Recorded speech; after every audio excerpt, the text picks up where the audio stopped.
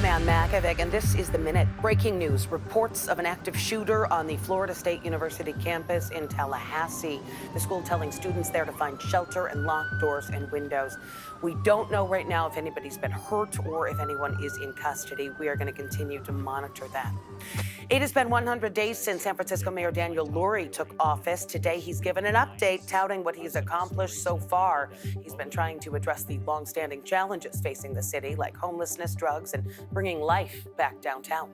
And another legal loss for Google, this time over the company's digital ad network. Federal judge in Virginia calling the company an abusive monopolist, ruling that Google illegally exploited some of its online marketing tech to boost its profits. No response yet from Google. The Bay Area's only primetime newscasts at 8 and 9 p.m. on Pix Plus, 44 Cable 12. You're streaming CBS News Bay Area. President Trump trying to get some of the country's biggest law firms on his side, but some are calling the move illegal and a threat to democracy. Clearly retribution against people who had differing views or were representing clients with differing views. How some in the Bay Area law community are trying to fight back. Plus, the deadline to get that REAL ID is fast approaching. But be warned why some drivers are being told at the DMV door they can't go inside. And a Silicon Valley company says it has found a way to keep AI data centers from devouring too much of the energy grid. The South Bay entrepreneur who says he's got it all figured out. It's a factory not only for energy and AI, it's actually a water factory as well. Thanks for joining us today. We have one more day of that cool and breezy weather before another warm up this weekend. Let's get over to meteorologist Jessica Birch. Well, earlier this morning, we were dealing with some light showers along the coast, misty conditions widespread throughout the bay, but we're drying up this afternoon. We're just seeing partly cloudy skies throughout the afternoon and evening hours tonight, with daytime highs today as we head over to the map, topping off mostly in the 60s in areas like San Jose and Fremont. The only place we're even seeing some 70s today is off into the East Bay near Antioch and Concord. The rest of us all the way up into the North Bay.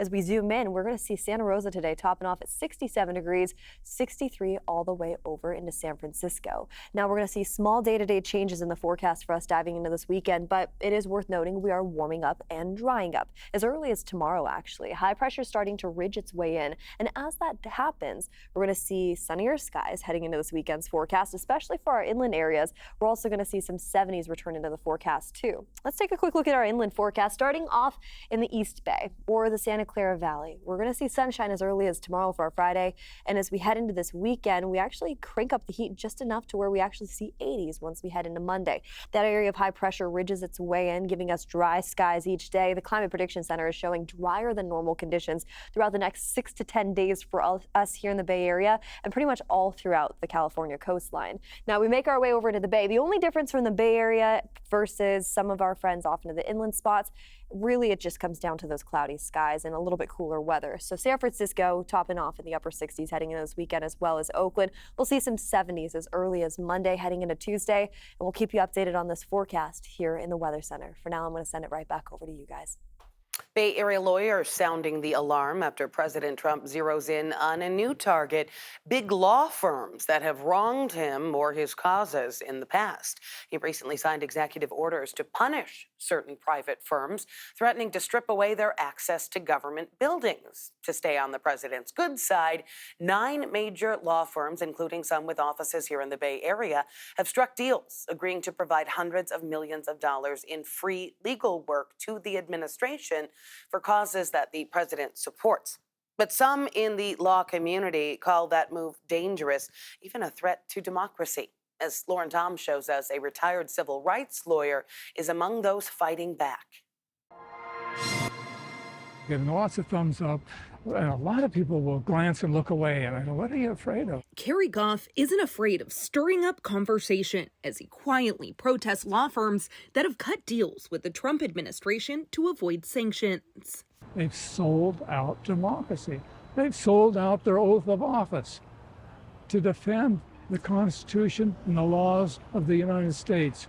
A retired civil rights attorney of 42 years, Kerry says he feels an obligation to speak out against the big law firms that have agreed to provide pro bono work on causes that align with the White House agenda in order to avoid federal penalties. He also says he has empathy for the employees of those firms who may be at odds with the decision. They've betrayed the Constitution, they've betrayed democracy, but they've also betrayed these associates who've taken these jobs. On any given day, Kerry changes his sign to call out the firm he's protesting. Thank you for doing this. Yeah, thank you. One local law firm has been outspoken, backing those firms that have been hit with sanctions. We all thought this was really alarming. Clearly, retribution against people who had differing views or were representing clients with differing views.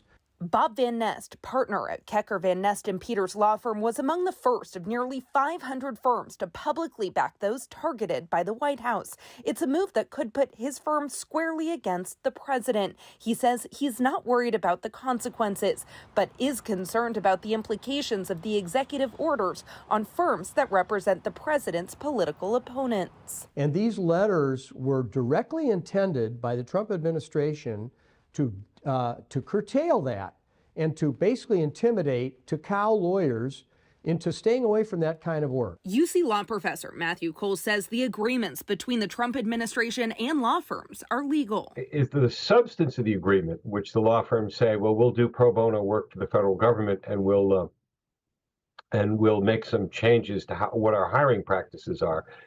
There's no reason why the law firms can't agree to that. But that the executive orders issued by President Trump are unconstitutional. There's just no colorable claim I can think of that there's anything in the Constitution or a law passed by Congress that authorizes this. So it's just it's lawless out of the box. No authority to do it. For Kerry and his one-man protest, he says the least he can do is speak out. They take that oath. They're not defending it. They betrayed it. An oath Kerry still holds dear in his beliefs on the rule of law. We've reached out to one of the law firms that reached deals with the White House, Paul Weiss, for comment and have not heard back. President Trump suggested this week that the cooperating firms could be called on to work on negotiating trade deals, amongst other things. But the exact scope is still unknown. As for the executive orders, a federal judge this week blocked most of the restrictions placed on law firm Sussman Godfrey. This was the fourth federal judge to rule that the White House cannot limit a law firm's access to parts of the federal government. In the race for Oakland mayor, we are expecting to get new numbers in tomorrow, but let's take a look at where things stand right now. Former City Council member Lauren Taylor still has a narrow lead over former Congresswoman Barbara Lee, and that is after you factor in ranked choice voting. Another 42,000 ballots still need to be processed, and it could be another few weeks before we know the final results.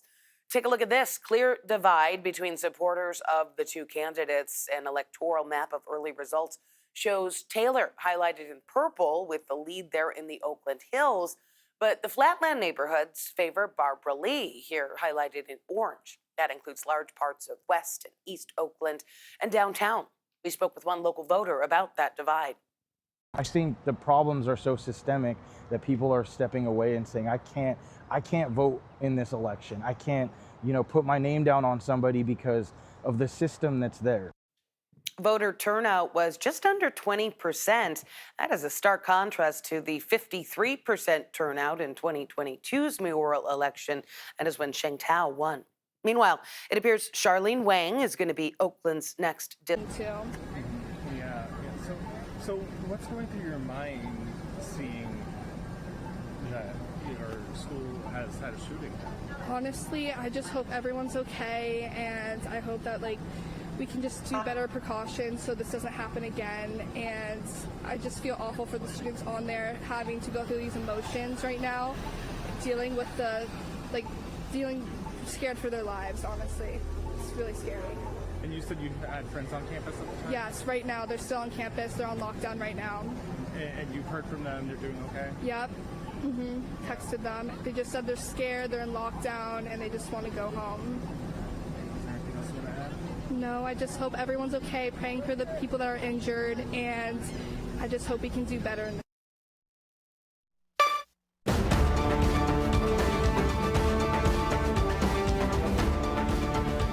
This is a CBS News special report. I'm John Dickerson with breaking news of a shooting at Florida State University in Tallahassee.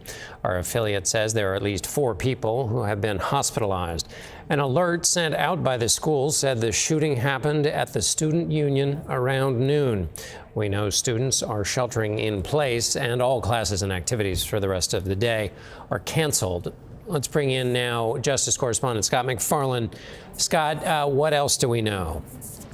The reports of the shots fired, John, came just after 12 p.m. Eastern time near that student union building, which is a particularly busy and vibrant part of that Florida State campus. As somebody who's been on campus, the lunch hour is rush hour near the student union building. Our CBS News reporting is that multiple people have been brought to Tallahassee Memorial Health Care Hospital nearby. A spokesperson at the hospital didn't give us a sense of the extent of the injuries, but we know there are at least more than one person there, multiple people brought there. And the alert that went out campus-wide at just about that time said to anybody receiving the message, seek shelter, find a safe place to put yourself. This is a shooting on a university campus near the end of a semester, John. The school shootings in Florida have been known for some time. There was a school shooting in 2018 in Parkland, Florida. The Pulse nightclub shooting in Orlando, not a school, but a mass shooting in 2020. These incidents continue to recur in Florida, and we know from our CBS News reporting just down the street in Tallahassee this week, the state legislature was considering legislation to pull back some gun control measures in Florida, including measures to keep guns out of the hands of people under 21. And Scott, as far as we know, it's still the case that the students are sheltering in place, that those who that this order has not been modified since it originally went out. Is that your understanding? It is, although you see that there's multiple responders on site now. You have the Florida State Police, the Department of Law Enforcement.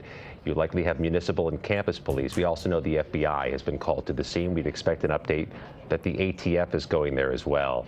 This update, though, this alert went out about an hour and 10 minutes ago, and you can just see from the images here the expected size of the response.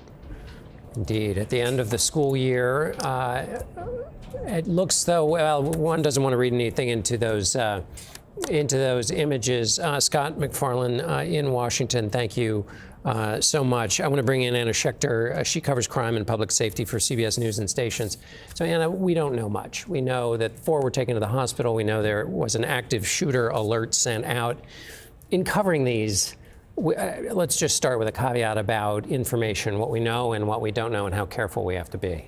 Well, right now is such early stages. We have to be extremely careful. There's a lot of chatter happening on X and other social media platforms, a lot of videos. Some of those will likely turn out to be fake. So we have to be really careful as we are sifting through and analyzing all of this. But what we do see there with our own station cameras is a chaotic scene with multiple ambulances, multiple emergency response teams. Our partners down there in Florida are reporting that police are clearing rooms one by one, and that at this point that directive to shelter in place still stands. Students have not gotten any updated information. So we saw students running in some of the videos that we have cleared, running for cover, essentially. But at this point, most of those students are in their rooms or locked down, bolted doors, locked windows, and are waiting for more information. Okay, Anna Schechter, thank you. Our coverage will continue on CBS News 24/7, your local news, and tonight on the CBS Evening News. This has been a CBS News Special Report. I'm John Dickerson.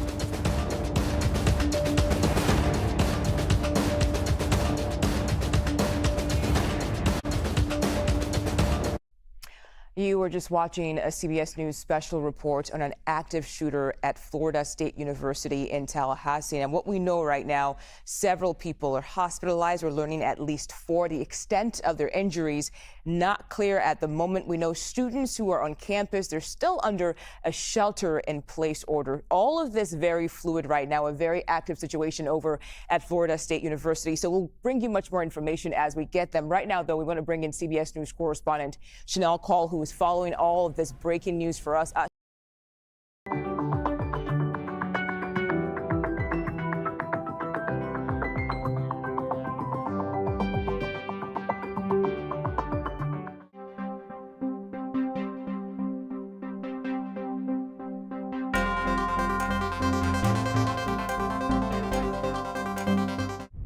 Well, it's another cool and cloudy day for us today in the Bay Area. We woke up this morning with some light showers along our coastline. Heading into this afternoon, we're just seeing cloudy skies with daytime highs topping off in the 60s in our inland areas. We're warming back up into the 70s and eventually 80s right around the corner as we head into next Monday's forecast.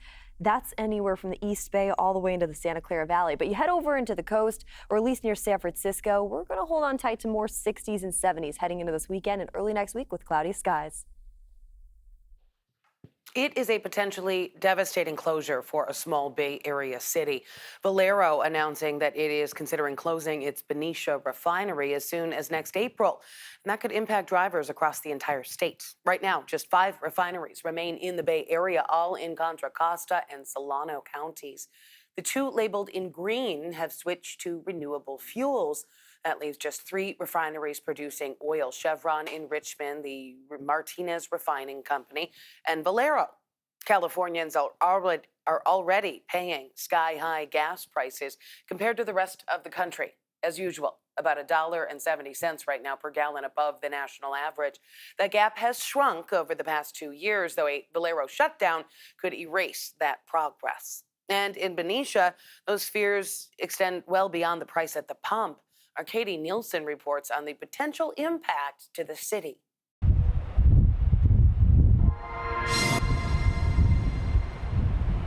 I thought that Valero would be here for, certainly through my term of office. Benicia Mayor Steve Young said when he took office in 2020, he never imagined he'd be the one to lead the city through one of the biggest challenges in its history, the potential closing of the single largest employer, as well as the single largest source of tax revenue. There is a sort of a whole cascade of impacts that we have to prepare for.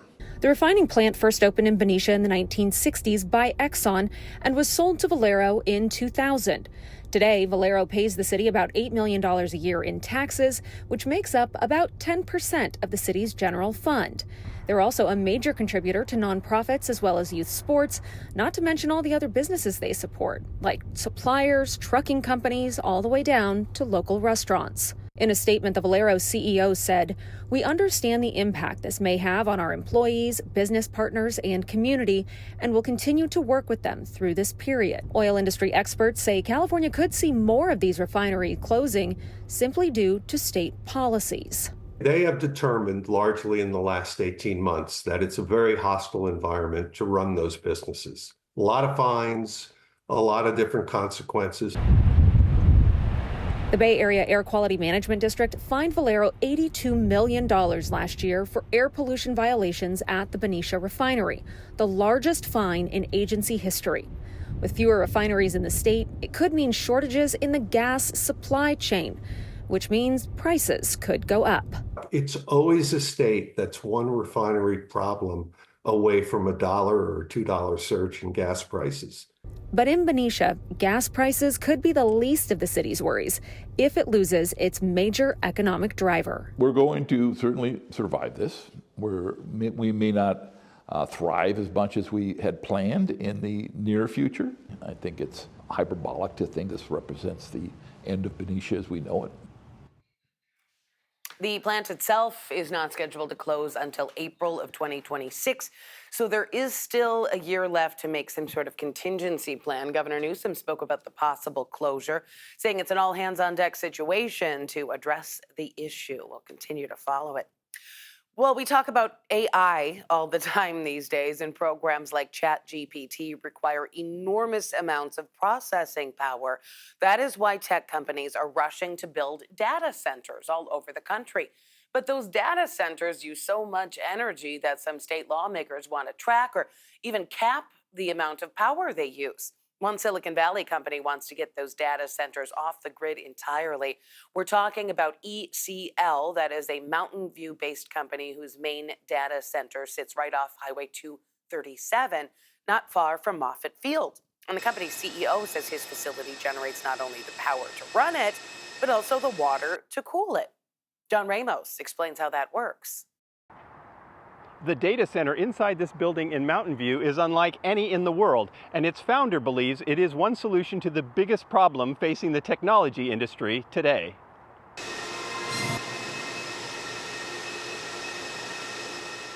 That problem is power.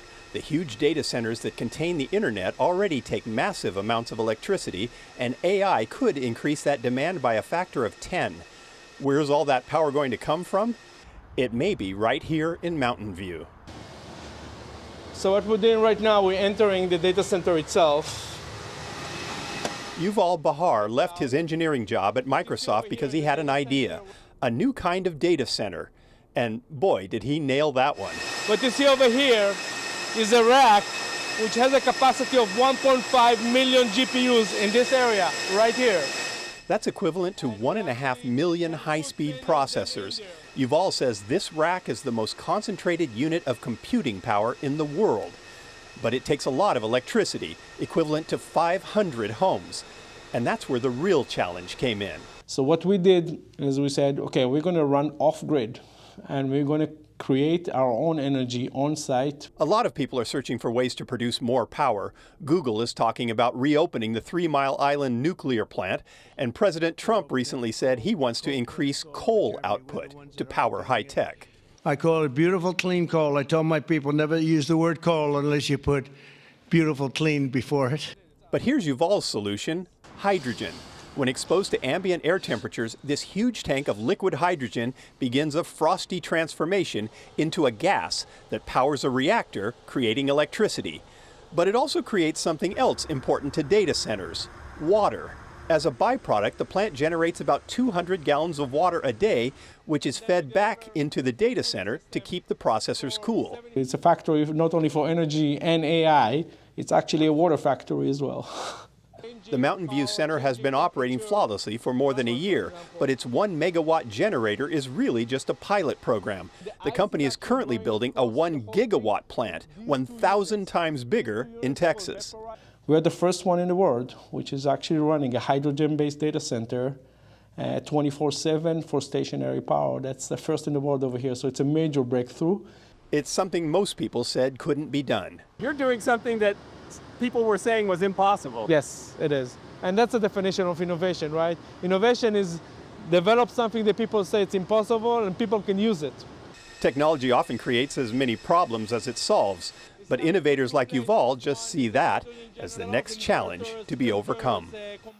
The company's CEO says it is true that liquid hydrogen itself takes a lot of energy to produce, but he says the advantage is that it can be created in areas where renewable power is available and then trucked to wherever it's needed. Still ahead, a 911 dispatcher who saves lives with her calm and quick thinking. Every second counts, so we have to make sure that we're ready to send the information on at the split second. How her department is investing in those who help us at some of the worst moments of our lives.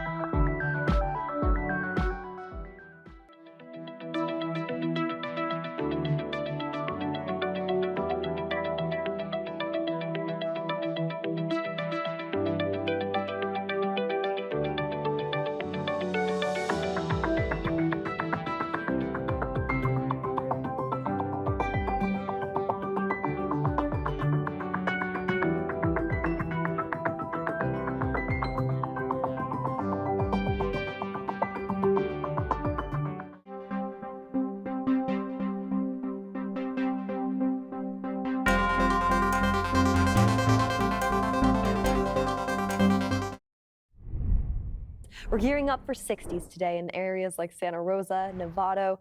70s in store for us this afternoon, all the way from Concord over into Antioch. We have low 60s and upper 50s along the coastline and San Francisco, all the way down into Half Moon Bay. Still dealing with those cool, cloudy, and wet conditions this morning. I mean, that was the case over into San Francisco, too. We had some wet roads out there, making it a little bit challenging to get out there in the early morning hours for that commute. But here's what's happening for us into the next couple days. High pressure is moving in from offshore. That's going to do a couple things for us. It warms us up back into this weekend's forecast, and it dries us up, too. We're going to see sunnier skies right around the corner.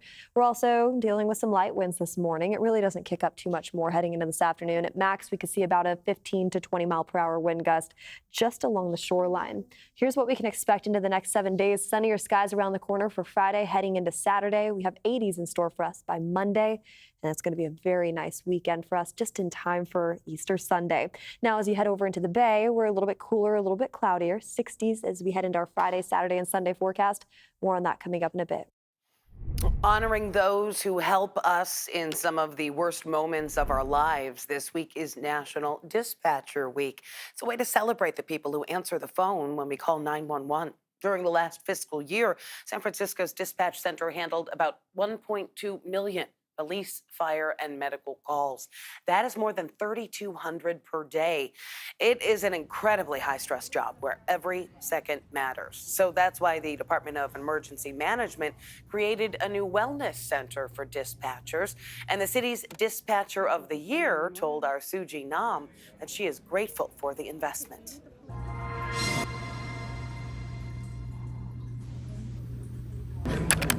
San Francisco 911, exact location of the emergency. Calm. It's important to stay calm. I'm sending help. Just stay on the line with me. That's what Kathy Osorio tells herself every time she picks up a 911 call. Every second counts, so we have to make sure that we're ready to send the information on at the split second. Kathy has been a dispatcher for the city and county of San Francisco for 20 years.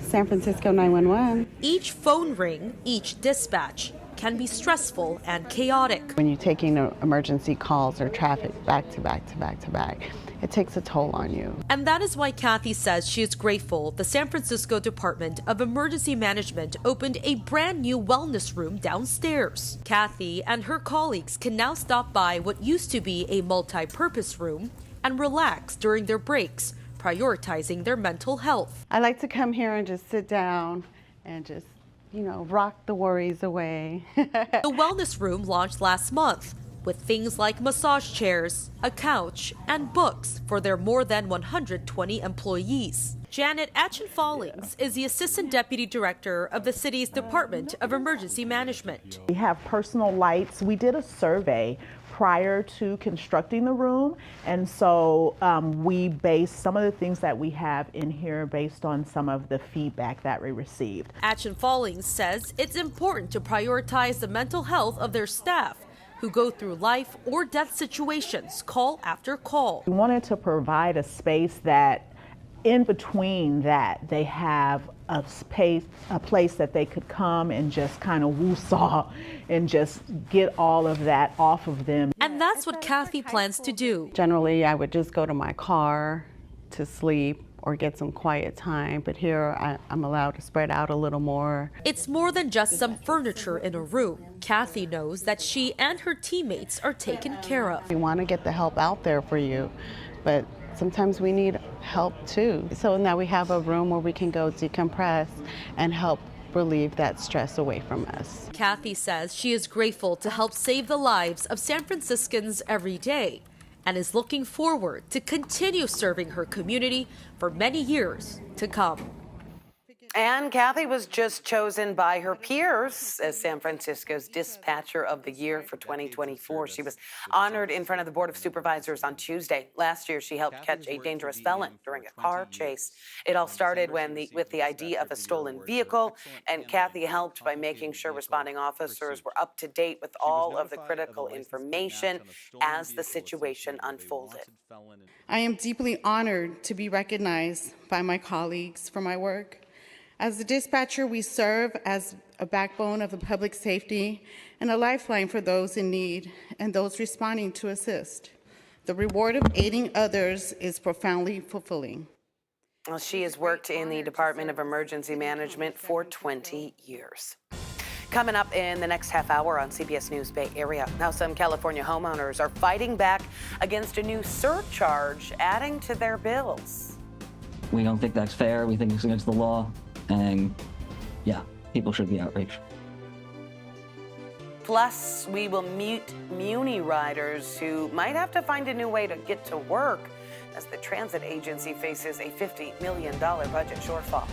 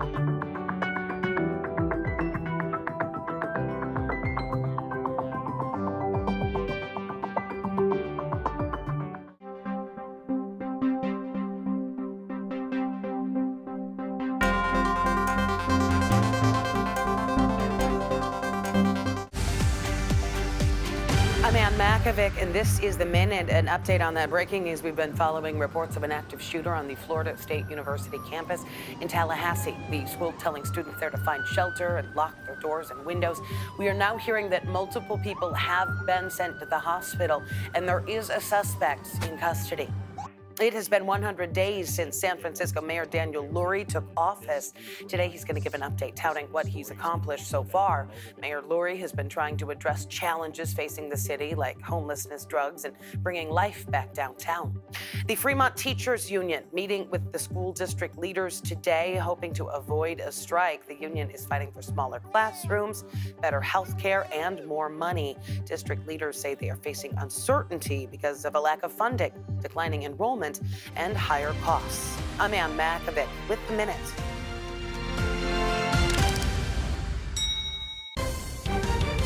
You're streaming CBS News Bay Area.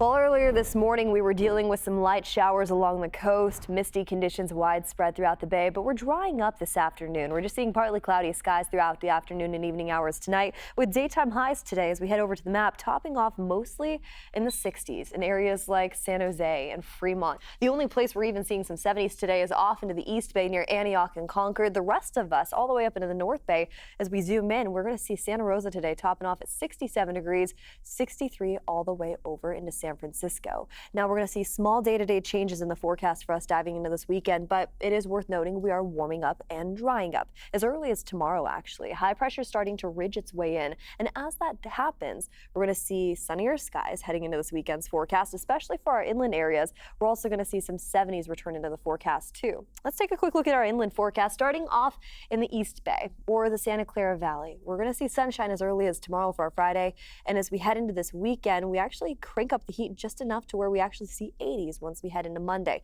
That area of high pressure ridges its way in, giving us dry skies each day. The Climate Prediction Center is showing drier than normal conditions throughout the next 6 to 10 days for us here in the Bay Area and pretty much all throughout the California coastline. Now we make our way over to the Bay. The only difference from the Bay Area versus some of our friends off into the inland spots, really it just comes down to those cloudy skies and a little bit cooler weather. So San Francisco topping off in the upper 60s heading into this weekend, as well as Oakland. We'll see some 70s as early as Monday heading into Tuesday, and we'll keep you updated on this forecast here in the Weather Center. For now, I'm going to send it right back over to you guys.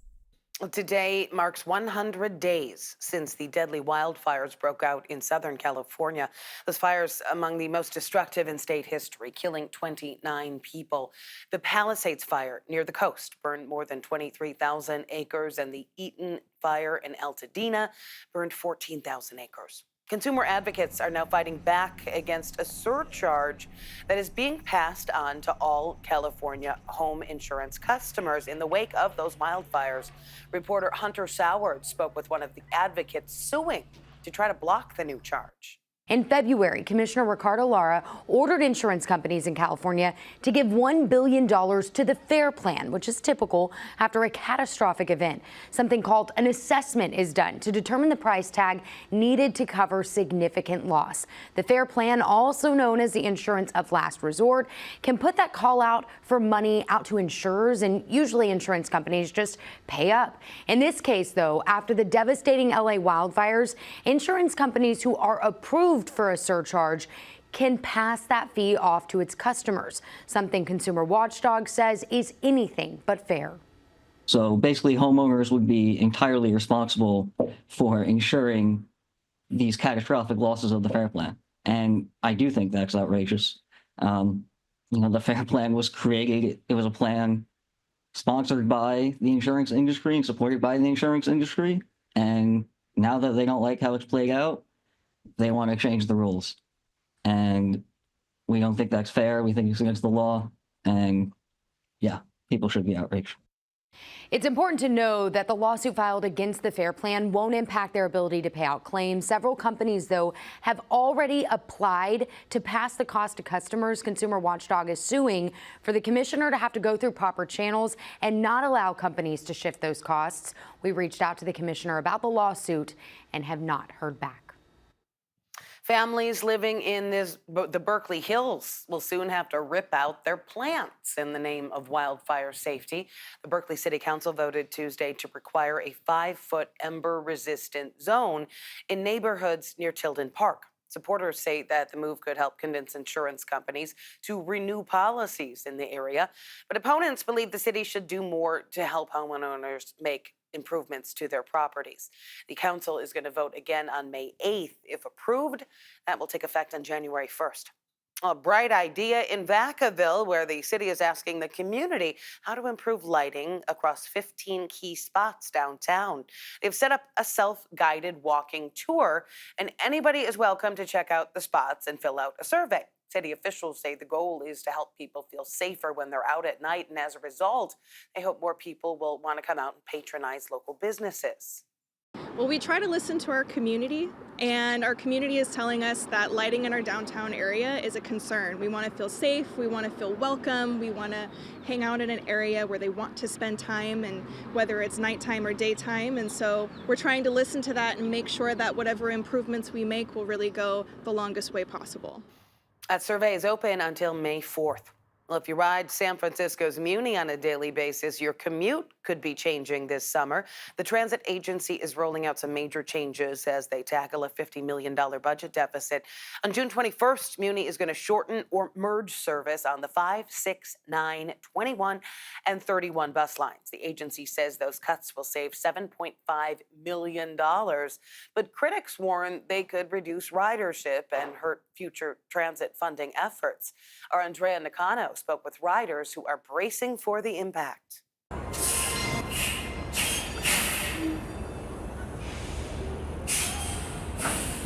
Katie Petruccioni relies on Muni every day to get to work. I work in City Hall and I live out near San Francisco State, and it's just easiest to get back and forth on Muni and I don't have to park.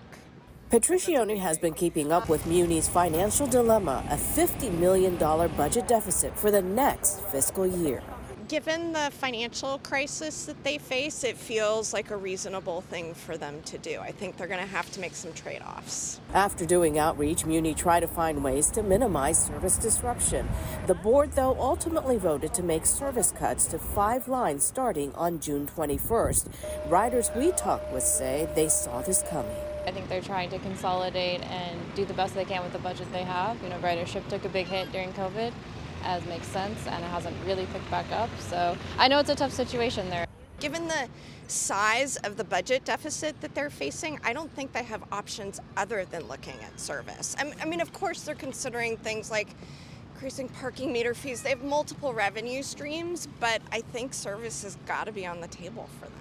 Muni is also raising parking fees by 1/4 at all meters. To offset having to make deeper service cuts, there was also the Connect Bay Area Act, a 2026 ballot measure, which would increase the sales tax by ½ cent in San Francisco, Alameda, and Contra Costa counties to fund public transportation. While some are reluctant about increasing the sales tax, others don't see any other option. I think that we, as a city, we have to invest in transit. I think economically we have to invest in transit. And, you know, the city's mantra for a long time has been transit first. And if we want to abide by that, we have to spend money on it. Again, the agency is raising its parking meter rates as well. That is going to begin on May 15th. Rates going up by at least 25 cents, some doubling from 50 cents to $1. Coming up next, you might have seen this towering figure outside of San Francisco's Ferry Building. It's pretty cool. We're going to hear from those passing along the Embarcadero about the new statue and the inspiration behind her. In the Bay Area, a new WNBA franchise is taking flight. Catch this first-in-a-lifetime inaugural season as the Golden State Valkyries play live on KPIX and Pix Plus.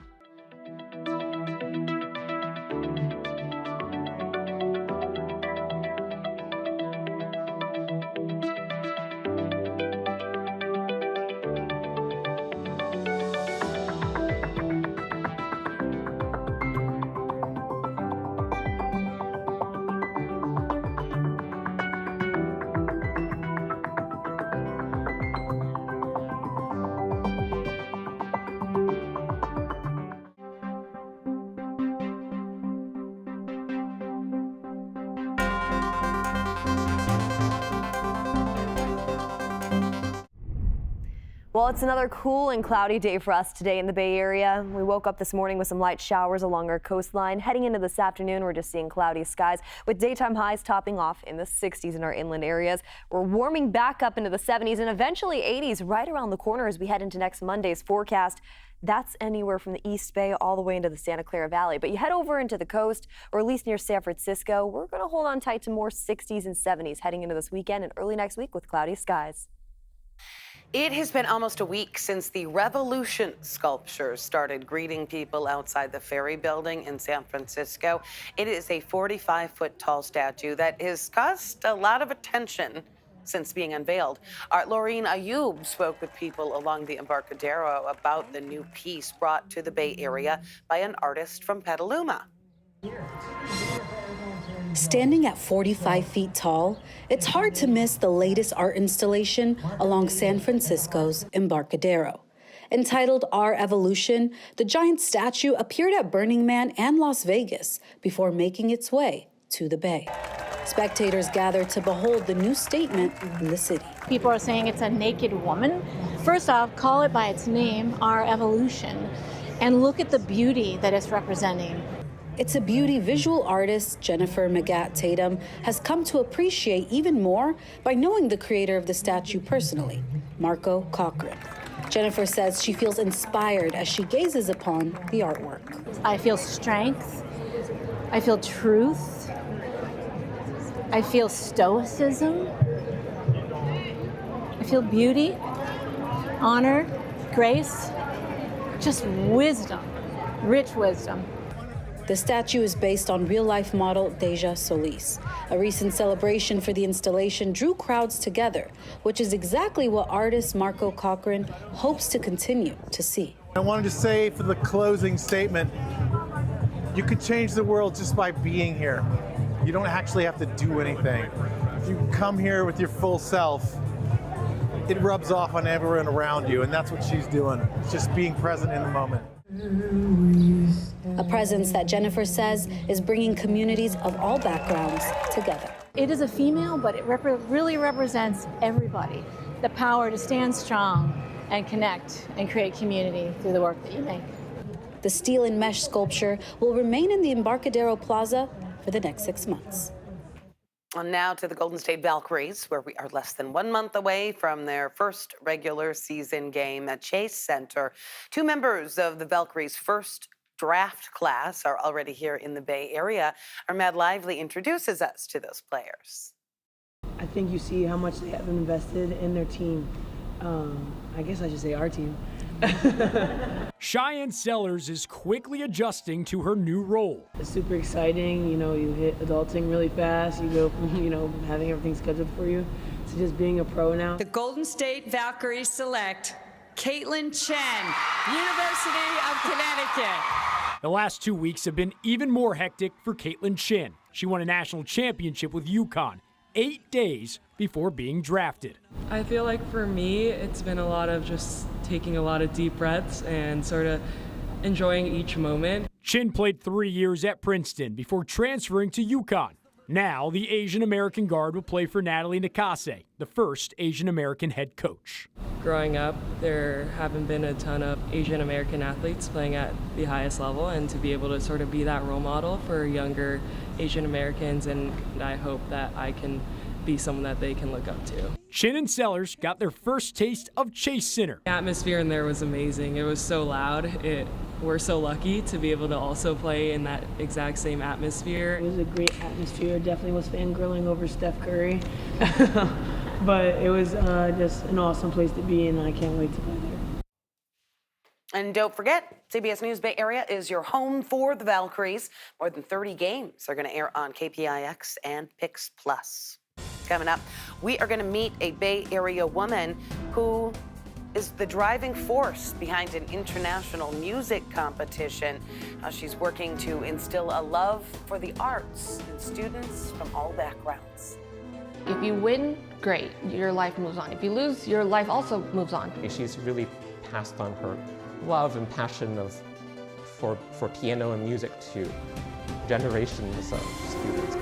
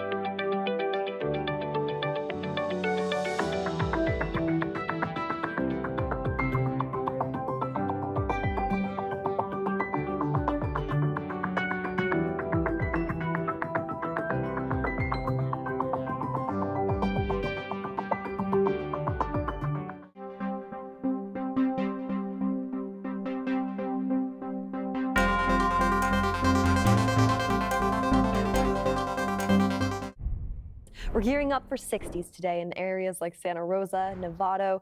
70s in store for us this afternoon, all the way from Concord over into Antioch. We have low 60s and upper 50s along the coastline and San Francisco, all the way down into Half Moon Bay. Still dealing with those cool, cloudy, and wet conditions this morning.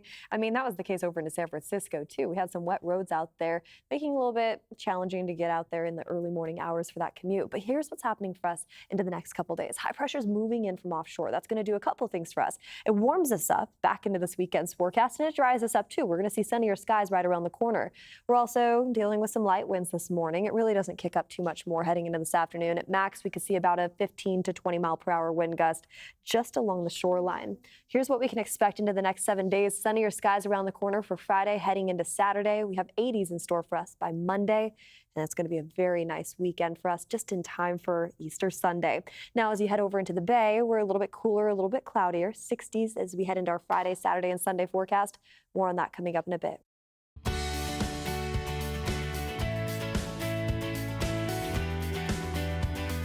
Well, there is a woman in the East Bay who has inspired a love of music for more than 3 decades with the competition that's drawn students from around the world. LeMay Liu says young music students can improve their skills by entering competitions. But when she discovered that some were too exclusive, she did something that struck a new chord.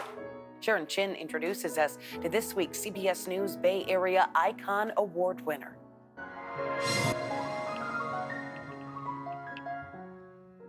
For 83-year-old LeMay Liu, the piano is a place of creativity and expression. Especially when you are alone, sad, you sit on the piano, or you pour your heart out, and that just took care of everything. But in 70 years of teaching piano, she found motivating young students can be challenging. The students who do classical music, they don't want to do too much. I'm tired of this piece, I can't do it. But if they're going for a competition, then it's completely different. And when LeMay tried to enter students in competitions years ago, she encountered some unexpected dissonance. Usually there are so many restrictions, so the students do not get anything out of it. Like the teacher can only send in 3 students.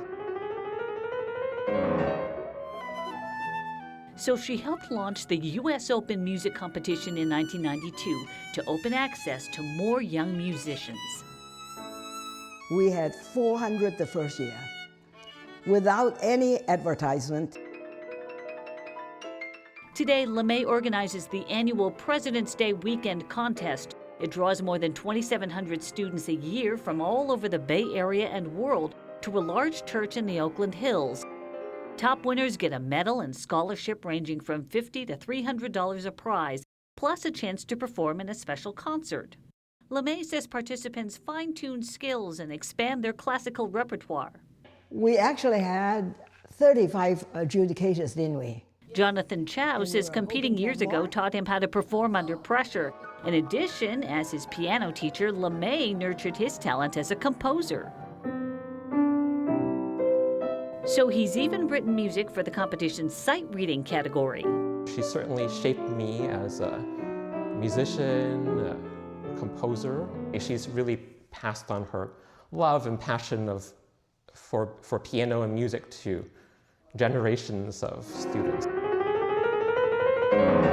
Some past competitors have gone on to music careers and returned to adjudicate the contest, like Fanti Jones, who teaches at the San Francisco Conservatory of Music,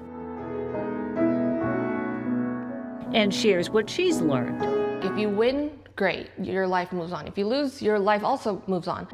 This is a very valuable lesson that's not only in music. And seeing the scale of the competition's impact brings LeMay joy beyond measure.